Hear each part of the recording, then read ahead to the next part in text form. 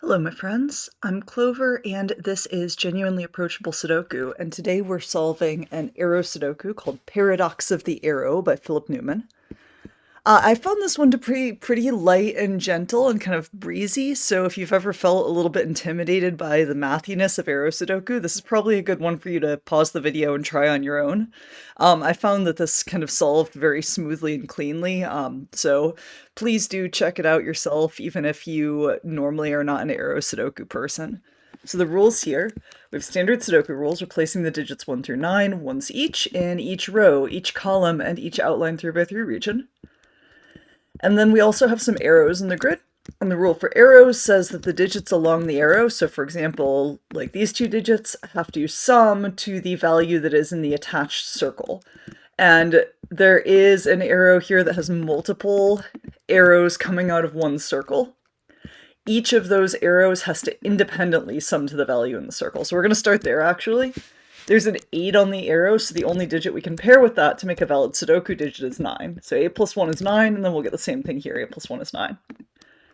So now we know that 9 is the digit in the center, so we can fill in all of the rest of these to make sums of 9. And now we're going to look around the outside of the grid and we're going to figure out what the remaining long arrows have for sums.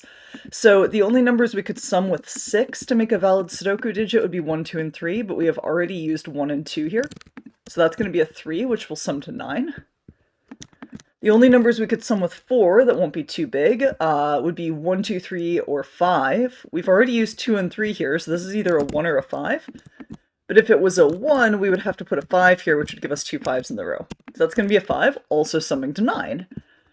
Finally, we need to sum something with 2 here. We need a 1, a 3, a 4, 5, 6, which is impossible because we have those here, or a 7. 2 plus 1 is 3, which we can't do since there's already a 3 in the same column as the arrow circle. 2 plus 3 is 5, same problem. We have an extra 5 there. So it's going to be 2 plus 7 to make 9. So now we have 5 of our 9 9s in the grid, and we can place the remaining 4 by taking a look at this. We have all of these. So for example, we have these 3 9s looking into region 2. They eliminate 9 from these cells, so that's going to be a 9. And similarly, the only places for 9 in the other regions are where I just put them right there. Okay. Now let's focus on these little length 1 arrows. So that just means that the digit on the arrow is equal to the digit in the circle because it's just a sum of a single value. So whatever value it has to be a number that neither the arrow nor the circle see. But in this case, we already see 1, 2, 3, 4, 5, 6, 7, and 9. So these, because they have to be equal, must both be 8s.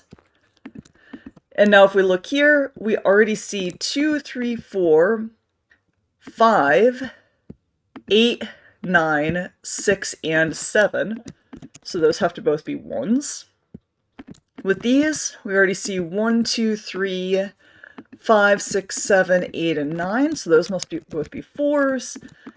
And here we already see 1, 2, 3, 4, 6, 7, 8, and 9, so these have to both be 5s, and now we have reduced this to a classic Sudoku. So in row 4, we need a 4. Can't go in these cells because we already have a 4 in region 6, so that's going to be a 4. And then the last 2 digits in that row will be 2 and 3. And in row 6, we need an 8. It can't go in these 2 cells, so it must go there. And our last 2 digits there and there will be 6 and 7. So that gives us a 2-3 pair here and a 6-7 pair here. Now, if we look at this column, we need a 6 and a 7 to finish the column. Pencil those in for now. And a 2 and a 3 here. Now, if we look at the central columns, we need a 7 in column 4 that can only go here. And then we need to finish the column with a 5 and a 6. We need a 3 in this column somewhere, which can only go there. And then we'll finish that column with a 2 and a 1. That 7 will resolve the 6, 7 we just penciled in, and the 3 will resolve the 2, 3. So we still need a 1, 4 there, and we need a 5, 8 here. Now if we look at the more complete corner boxes, so region 1 and region 9, we need to place a 3 somewhere in this one, and we already have 2 3s looking into it, so that's going to be our 3. We need a 4, a 2, and an 8. So that's actually all taken care of, and that resolves that 5, 8. Over here we need 4, 6, 7, and 8. The 7s place a 7, and then we have an 8 over here that places an 8 here. The 4 there places a 6 and a 4. And the 4 we just placed will give us a 1 and a 4 here. So now we can finally focus on these regions. So in these two cells, we're going to need a 4 and a 7, which will resolve the 6 and 7 down here. In these two cells, we're going to need a 3 and an 8, which will resolve this 2 and 3. And then our last 4 digits here are going to be 1, 2, 5, and 6, which will go in like that. And our last digits here will also be 1, 2, 5, and 6, which go in like that. And that is how you solve Philip Newman's Pairadox of the Arrow. Hope you guys liked that one. The link to solve it yourself is in the description of this video. And I will see you again in 3 days.